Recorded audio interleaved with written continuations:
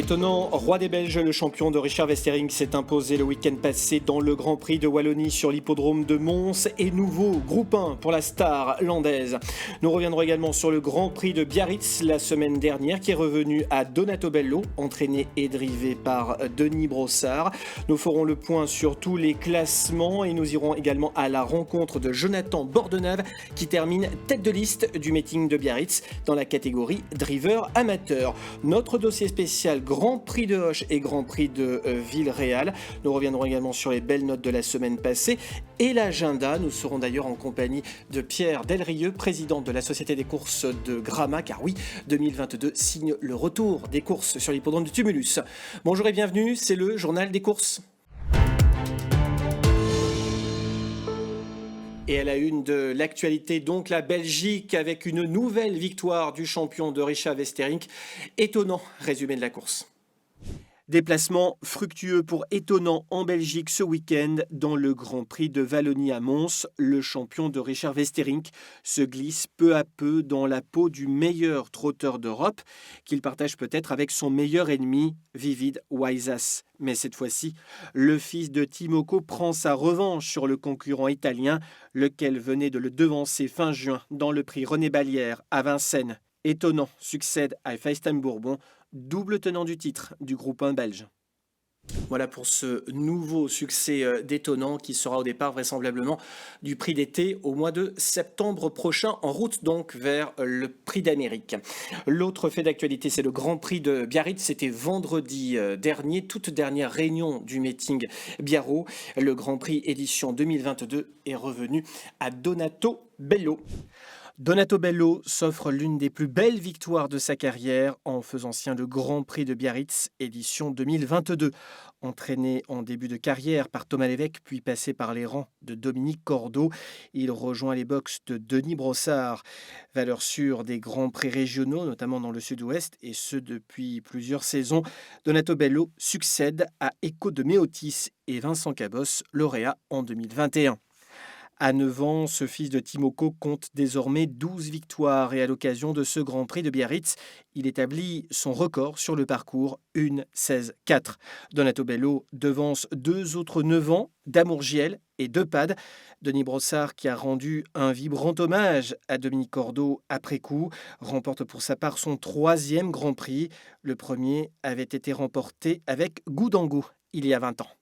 Et après cette toute dernière réunion, eh bien, l'heure est au bilan en ce qui concerne les victoires dans la catégorie des entraîneurs. Tout d'abord, eh bien, c'est Yannick Henry qui finit sur la plus haute marche du podium avec 12 succès. Il devance Nils Pacha, 7 victoires.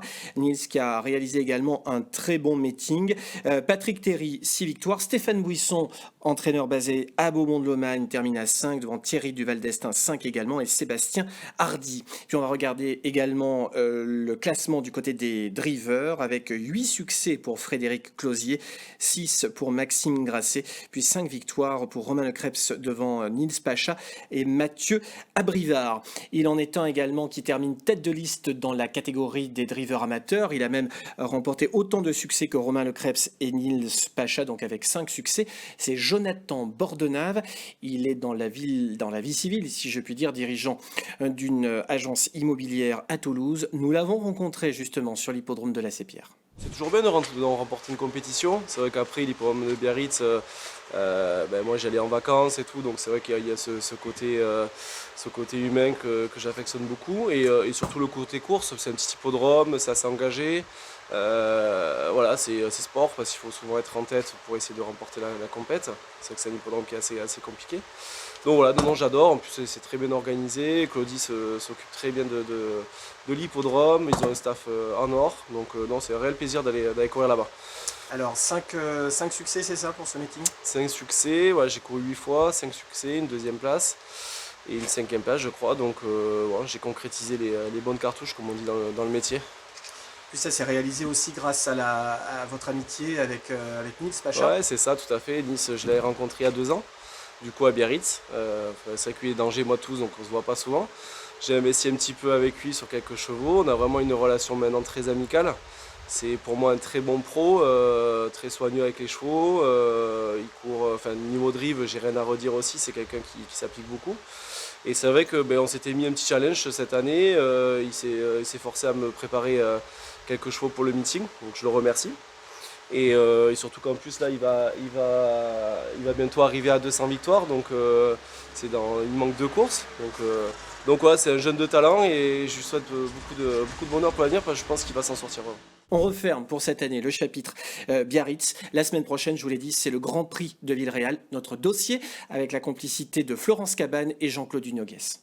À Villeréal, les spectateurs répondent toujours présents et viennent en nombre pour assister aux courses en nocturne comme le week-end dernier où les 1000 entrées payantes ont été dépassées. Samedi prochain aura lieu le traditionnel Grand Prix, au palmarès duquel nous relevons quelques noms connus comme Jean-Claude Pollard, lauréat à 2 reprises avec Rajasthan, 2 fois vainqueur, voltigeur de Rive, Kian et Noise. Les drivers recordmen de l'épreuve sont Richard Denecher avec 7 victoires, la première en 78 au sulky de Galant de Retz. Jacques-Henri Treich s'est imposé avec Hartz. Quant à Igor Blanchon, il a remporté l'épreuve à 2 reprises avec Nissia Volo en 2009 et 2010. Depuis 60 ans, 5 chevaux ont remporté le Grand Prix de Villeréal et le Grand Prix des trotteurs du Gers à Auch, la même année. Ce sont Quidi de Favard avec Jean-Paul Fasquelle en 88, Crinière au vent en 97, en 1999, Vasseville, associé à Robert Buisson, déjà lauréat en 1969 au sulky de Tom Williams, puis de Farcical en 1977.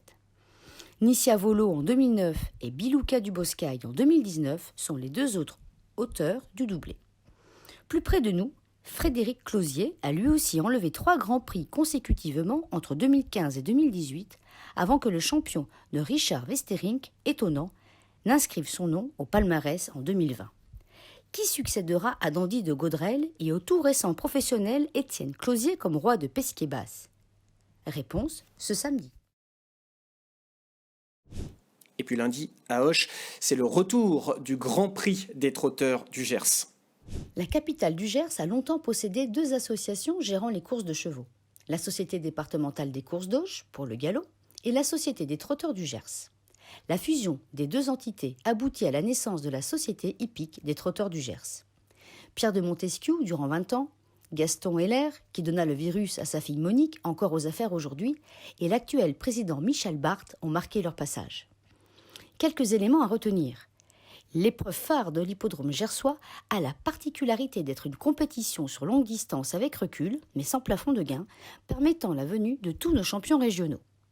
C'est Jacques-Henri Treich qui a le plus brillé dans le Grand Prix des trotteurs du Gers, avec 8 succès grâce à Villeroy, Cérespé, Éblouissant, Irade et le champion Ilster d'Espiens qui a réussi l'exploit de s'imposer de 2003 à 2006, soit 4 ans consécutivement après une 2e place en 2002 derrière Ardiala. Au palmarès de l'épreuve, souvenons-nous aussi de Raja 3, Udictano, Norabel, Vasseville, Fanidol, également 2e en 2003 derrière Ilster d'Espiens, Nino Leblond et Hulk Médoc, façonné par Lionel César. En 2019 et 2020, c'est Bilouka du Boscaï qui s'impose. Nul doute que l'édition 2022 sera un grand prix digne de ce nom, dont le lauréat figurera dans un palmarès on ne peut plus glorieux.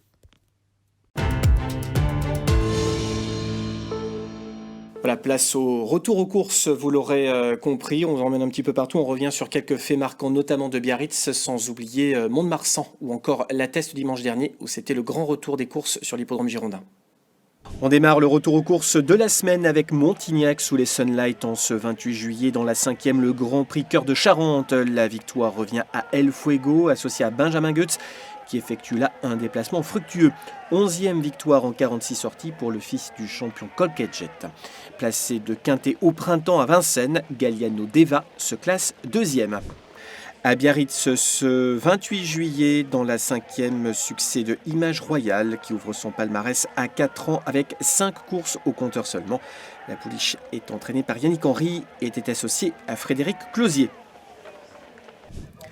À Mont-de-Marsan, ce 29 juillet, rentrée victorieuse du petit champion de Bruno de Monzé, Autrano, qui n'avait plus couru depuis le 26 octobre dernier. Monté par Adeline Mérou, Autrano devance Gold Captain et Montbel Canto, qui prend la 3e place. On file à Villeréal ce 30 juillet dans la 5e Grand Prix Baron d'Ardeuil à Haussé-Buzet. Victoire de la petite bombe beaumontoise Generous Charm qui fait afficher une 16-1 sur 2450 mètres. 12e victoire en 29 sorties publiques pour le fils de Prodigious.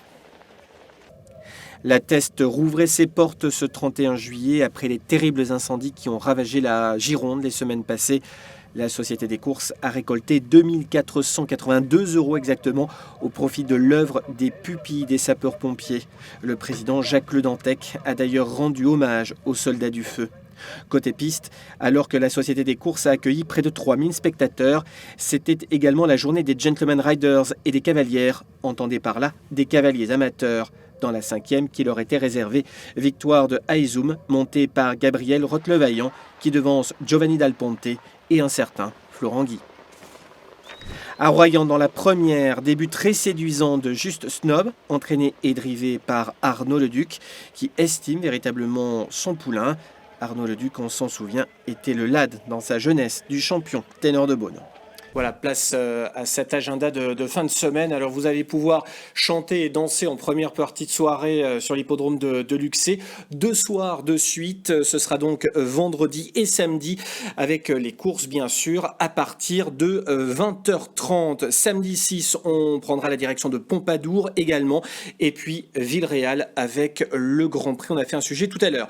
Dimanche 7, c'est Eauze, Montpazier et Royan. Et puis vous l'avez vu, ce dimanche 7, et lundi 8, un hippodrome revient dans le calendrier, c'est Gramma. Nous sommes en compagnie du président d'ici quelques instants. Hoche également avec le Grand Prix lundi 8. Puis il y aura des courses également à la Teste ce lundi 8. Mardi, on prend la direction de Trier-sur-Baïse et on termine avec mercredi 10, une réunion premium au trot à partir de 11h40 donc sur l'hippodrome de Langon. On a beaucoup de plaisir à retrouver Gramma cette année en 2022 après 2 années d'absence. On est donc en compagnie de Pierre Delrieux, président de la Société des courses de Gramma. Bonjour Pierre. Bonjour. Je le disais, on est très heureux de vous retrouver. Effectivement de retrouver oui. Les courses depuis 131 ans maintenant qu'elles existent. C'était une grosse lacune de ne pas pouvoir les faire depuis 2 ans, une fois pour le Covid, une autre fois pour les inondations, donc compliqué. Cette année, il n'y a pas de risque d'inondation. Non, c'est vrai que cette année, il n'y a pas de risque d'inondation, mais on a d'autres soucis qui sont venus se greffer. Il n'empêche que dimanche, eh bien, les courses renouent avec Gramma. Dans quel état d'esprit êtes-vous? Et surtout, comment avez-vous réussi à remobiliser toute votre société de courses? Parce que 2 ans de pause, comme ça, c'est pas forcément évident de remobiliser tout le monde. C'est-à-dire, c'est des gens qui sont relativement motivés, c'est tous des amis et c'est devenu tous des amis. Donc effectivement, on les tenait au courant de toute façon avec une réunion annuelle, même si on ne courait pas chez nous, puisqu'on a couru l'an dernier à Pompadour pour une partie, trot et obstacle, et le galop et l'obstacle, pardon, et le trot, on est allé le courir à Auch. Donc on a fait des comptes rendus, on a fait un repas en commun comme tous les ans, de façon à motiver et à garder sous la main tous les bénévoles, et donc ça s'est très bien passé. Donc tout le monde est au travail, il n'y a pas de souci. D'autant plus que chez vous, on le rappelle, mais il faut tout faire en fait. Il y a tout à recréer, notamment les parcours, que ce soit pour le trot, le plat évidemment, mais ça c'est la même piste, et ensuite l'obstacle, tous les abords. Oui. Vous êtes combien d'ailleurs sur le terrain? On est on va dire, on est une quarantaine à peu près, certains qui peuvent venir plus que d'autres, voilà, mais oui, une quarantaine en tout qui participent au niveau de l'organisation. Alors, quel est le programme dimanche et lundi? Donc, les courses, début des opérations à quelle heure? Alors, en principe, début des opérations à 14h. Bon, on pressent que le temps va être un petit peu plus clément. Donc, on a prévu quand même, d'abord, les boxes des chevaux sont dans une partie ombragée. Ça, c'est le premier point. On a 3 points d'eau pour eux et 3 possibilités de les doucher. Pour les spectateurs, il y a 600 mètres carrés de surface couverte, plus les tribunes, avec des brumisateurs. Voilà. Donc, on devrait démarrer à 14h, sachant que le dimanche, il y a uniquement du trot et du galop, et que les 2 obstacles ont été regroupés sur les conseils de la fédération le lundi, les 2 dernières courses du lundi. Quelques Voilà, animations de façon à ce que... quelques animations également en marge des courses? Alors, comme animation, comme tous les ans, on fait du maquillage pour les enfants, on fait des goûters gratuits, des balades à poney. Les mamans, on est un peu sexistes, nous, donc les mamans accompagnées de leurs enfants rentrent gratuitement. D'accord. Ça a toujours été dans les souhaits de la société, voilà. Et en général, c'est très bien perçu parce que les enfants s'amusent beaucoup. Et bon, ça permet de faire accompagner le papa les 3 quarts du temps. Bon, c'est pas toujours Voilà. bien perçu, mais on va pas rentrer dans ce débat-là, j'en sais quelque chose. Qu'est-ce que je veux dire? Donc Gramma, c'est vrai que c'est une véritable, j'allais dire, c'est presque un pèlerinage entre guillemets, parce que certes, il y a les courses, puis il y a beaucoup d'animations aussi alentour. On est au cœur de la saison là-bas dans le Lot, donc ça crée beaucoup d'effervescence. Votre hippodrome aussi est un marqueur du territoire. Tout à fait. C'est toujours le jour de la fête à Gramma. C'est-à-dire que la fête, c'est toujours le premier week-end d'août. Oui. Et donc, les courses sont toujours au moment de la fête. Et ceci depuis, c'est la 131e année cette année. Et donc, voilà, tous mes précédents présidents ont géré de la même façon pour le faire au moment des courses. Mais c'est vrai que c'est énormément de travail à partir du moment où c'est des hippodromes concrets, on va dire presque de toutes pièces. Ouais, c'est ça. Et étant donné que actuellement c'est communal, tous les terrains sont communaux, donc les bâtiments existants sont en bon état et donc on les maintient en bon état, il n'y a pas de problème. Merci beaucoup Pierre, en tous les cas. Rendez-vous dimanche à partir de 14h sur l'hippodrome du Tumulus à Gramma, donc pour le coup d'envoi de la saison 2022. On va donc se quitter là-dessus. On se retrouve la semaine prochaine pour de nouvelles aventures. Vous continuez de nous suivre naturellement sur les réseaux sociaux. Excellente semaine, salut.